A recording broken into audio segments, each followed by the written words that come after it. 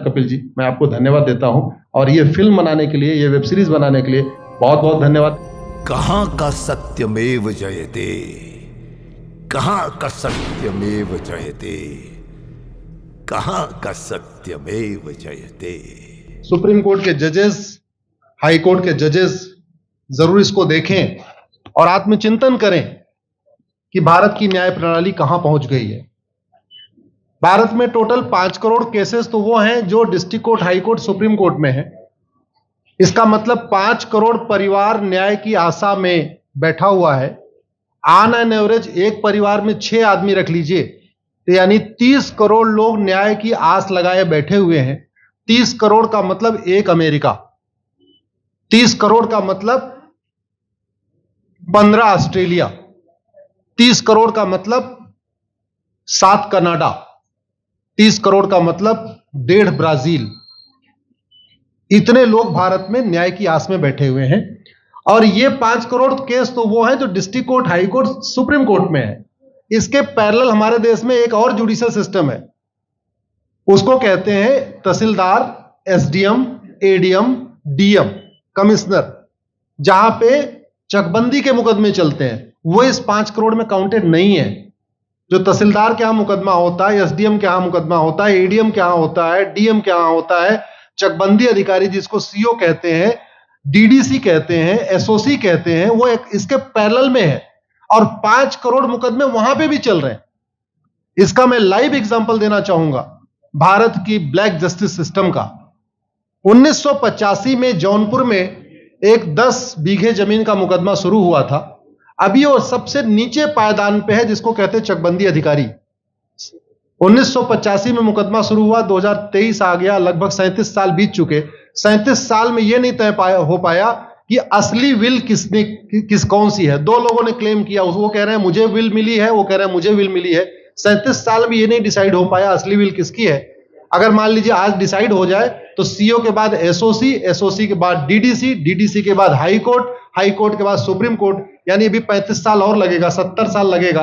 Second generation मुकदमा लड़ रही है, ऑलरेडी सेकंड जनरेशन मुकदमा लड़ रही है और इसी स्पीड से काम हुआ तो मुझे लगता है थर्ड जनरेशन आके मुकदमा जाके तब जाके सुप्रीम कोर्ट पहुंचेगा। दूसरा एग्जांपल, एक ग्लेरिंग एग्जांपल आपको देता हूं। 1971 के वॉर में पाकिस्तान में बम फेंकने वाले, पाकिस्तान के फौजियों के बहुत सारे बैंकर तोड़ने वाले एक कर्नल कबोत्रा है, पंचकुला में रहते हैं। दुश्मनों को उन्होंने दांत तोड़ दिए। आज 2000 से उनके मकान पे किसी ने कब्जा किया हुआ है। 2023 आ चुका है, 23 साल में वो अपने मकान को नहीं छुड़ा पाए। अभी मामला पंचकुला की डिस्ट्रिक्ट कोर्ट में है, उसके बाद चंडीगढ़ हाई कोर्ट जाएगा, फिर सुप्रीम कोर्ट जाएगा। तो 23 साल में वो सबसे नीचे पायदान पे है। वास्तविकता यह है, अंग्रेज चले गए, अंग्रेजी कानून यहीं छोड़ गए, अंग्रेजी व्यवस्था यहीं छोड़ गए। यह व्यवस्था भारत में न्याय देने के लिए नहीं बनी थी। यह जो न्यायिक जुडिशियल सिस्टम था भारत में जो बनाया गया, वो केवल और केवल भारत को लूटने बांटने के लिए बनाया गया था। चूंकि कानून वही चल रहा है, जुडिशियल सिस्टम वही चल रहा है, इवन हमारा ड्रेस भी वही चल रहा है। अंग्रेज काले कपड़े पहनते थे, हम भी काले कपड़े पहनते हैं। अंग्रेज जून के महीने में उनको गर्मी लगती थी तो 1 महीने छुट्टी करके इंग्लैंड चले जाते थे। आज भी हमारा हाई कोर्ट, सुप्रीम कोर्ट पूरे मई जून बंद रहता है। अंग्रेजों को क्रिसमस के टाइम में दिसंबर में छुट्टी मनाना जाना होता था, 1 महीने छुट्टी कर चले जाते थे। आज भी हमारी हाई कोर्ट, सुप्रीम कोर्ट दिसंबर में, क्रिसमस के टाइम में 15 दिन 20 दिन बंद हो जाती है। तो सोच वही है, किताबें वही है, व्यवस्था वही है, कानून वही है, तो स्वाभाविक सी बात है जस्टिस होगा कहां से? जस्टिस कैसे होगा? हम 2023 में 1860 का इंडियन पिनल कोड लेके घूम रहे, 1861 का पुलिस एक्ट लेके घूम रहे, गवाहों के बयान 1872 के कानून से हो रहे। हमने सब कुछ वर्ल्ड क्लास कर लिया, लेकिन अपने जस्टिस सिस्टम को कंपेयर करने की कोशिश ही नहीं किया।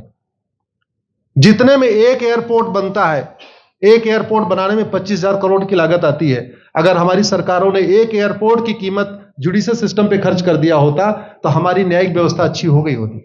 आज घटिया, चूंकि अकाउंटेबिलिटी नहीं है, जुडिशियल सिस्टम में कोई अकाउंटेबिलिटी नहीं है। किसी के साथ न्याय हो जाए, अन्याय हो जाए, कोई फर्क नहीं पड़ता। निर्दोष को जेल हो जाए, जज की कोई अकाउंटेबिलिटी नहीं। दोषी को बेल हो जाए, जज की कोई अकाउंटेबिलिटी नहीं। लाख लोग जेल में सड़ रहे हैं, लाखों धोखेबाज भ्रष्टाचारी बाहर घूम रहे हैं, मूल कारण है ब्लैक जस्टिस सिस्टम। आपने बहुत अच्छा आपने इस पे वेब सीरीज बनाया है, और इस देश में world class airport, world class highway, world class shopping mall, सब कुछ वर्ल्ड क्लास बना लिया।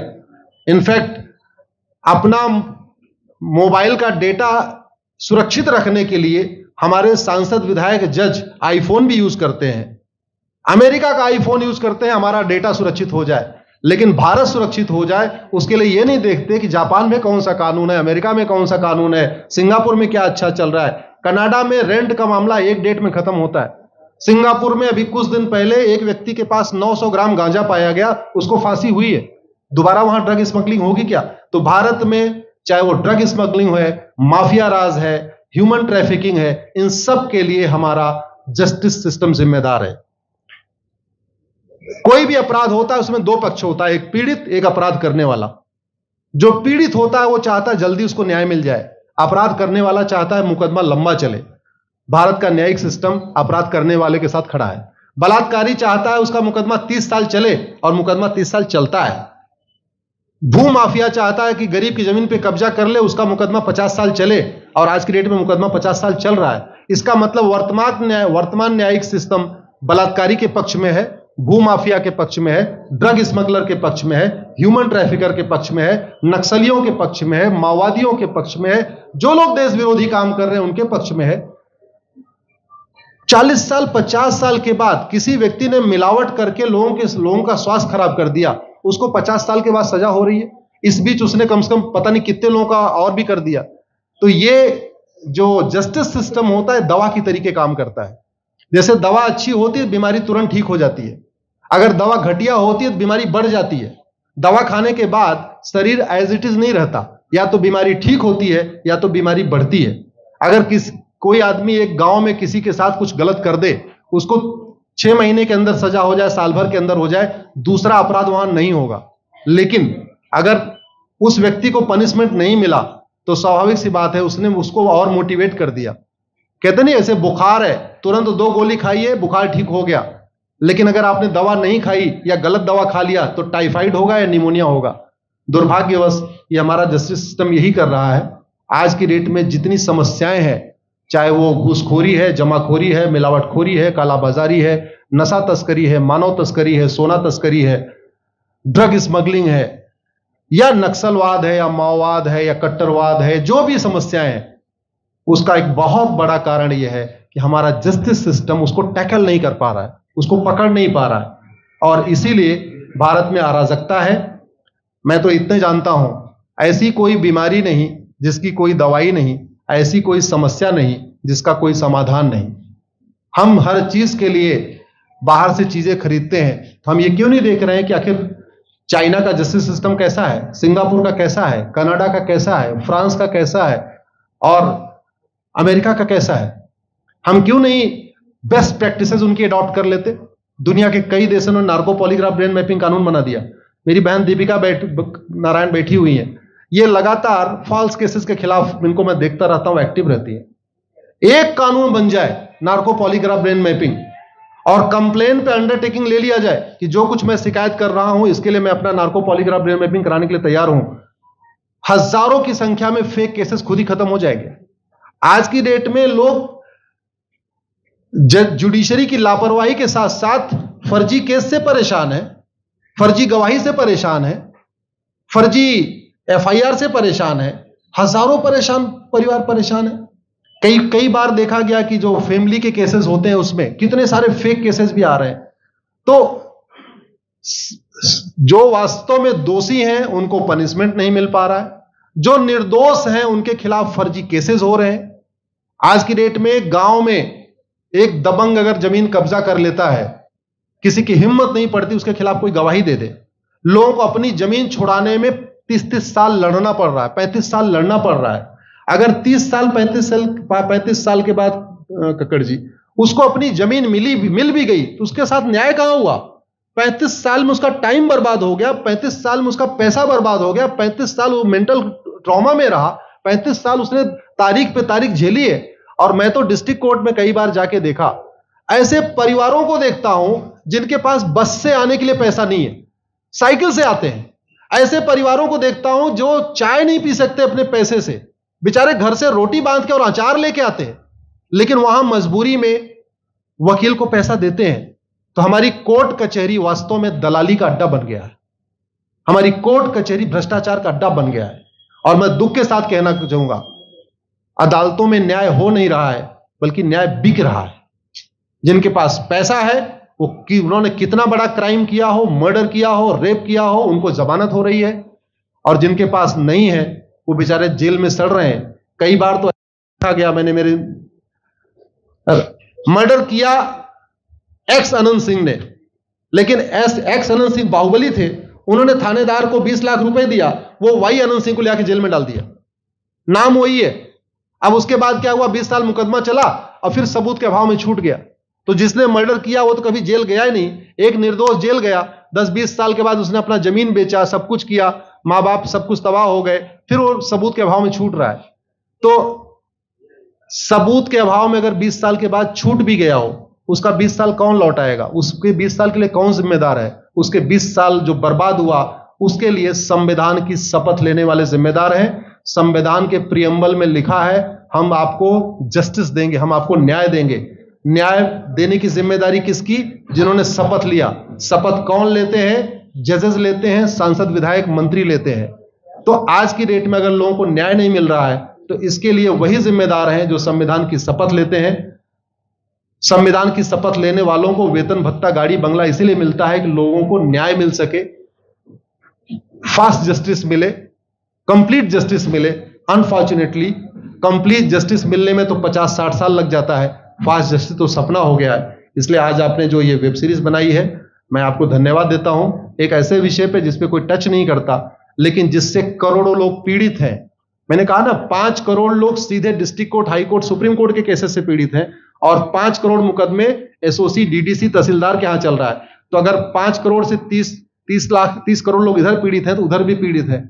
वास्तव में बहुत बड़ी संख्या भारत में इसी से पीड़ित है।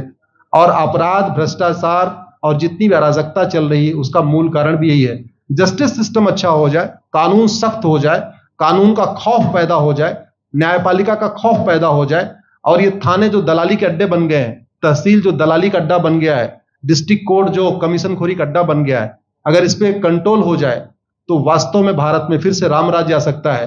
अगर जुडिशियल सिस्टम अच्छा हो जाए, तो जो राम राज्य की कल्पना है, धर्म की जय हो, अधर्म का नाश हो, प्राणियों में सद्भावना हो, विश्व का कल्याण हो, मुझे लगता है उसको फिर से जीवित किया सकता है। आपने मुझे बुलाया कपिल जी, मैं आपको धन्यवाद देता हूं। और ये फिल्म बनाने के लिए, ये वेब सीरीज बनाने के लिए बहुत बहुत धन्यवाद देता रहता हूं। दीपिका जी लड़ती रहती हैं, इनको देखता रहता हूं। बहन नेहा जी आई हैं, ये अपने गानों से मुझे लगता है बहुत अच्छा आप लिखती हैं। और इसी तरीके से कड़वा सच आप लिखते रहिए, कड़वा सच गाते रहिए। लोग आज की डेट में, यंग जनरेशन कड़वा सच सुनना चाहती है। मीठे झूठ ने इस देश में शुगर, डायबिटीज पैदा कर दिया। भारत केवल लोग डायबिटीज से नहीं पीड़ित हैं, बल्कि हमारी व्यवस्था को डायबिटीज हो चुका है। और उस डायबिटीज को दूर करने के लिए नेहा राठौर जैसी बहनें जो सही बात कह रही हैं, दीपिका जी सही बात कह रही हैं, आप लोग जो है बहुत अच्छा काम कर रहे हैं। और आपने, कक्कड़ साहब, आपने बनाया वेब सीरीज, आपको विशेष आभार, धन्यवाद देता हूं। यही निवेदन करता हूं, इस वेब सीरीज को ज्यादा से ज्यादा देखें। और खास तौर पे अगर आपके जानने वाले कोई जज हैं, कोई आईएएस हैं, कोई आईपीएस हैं, मंत्री, सांसद, विधायक हैं, उनको भी एक बार फोन करके, व्हाट्सएप करके एक बार कहिए कि वो भी इसको जरूर देखें। क्योंकि अल्टीमेटली न्यायिक व्यवस्था बदलने की जिम्मेदारी उन्हीं की है जिनको वेतन, भत्ता, गाड़ी, बंगला, free air ticket, free rail ticket और वीआईपी व्यवस्था मिलती है। ये व्यवस्था उन्हीं को बदलनी है। जय हिंद, धन्यवाद।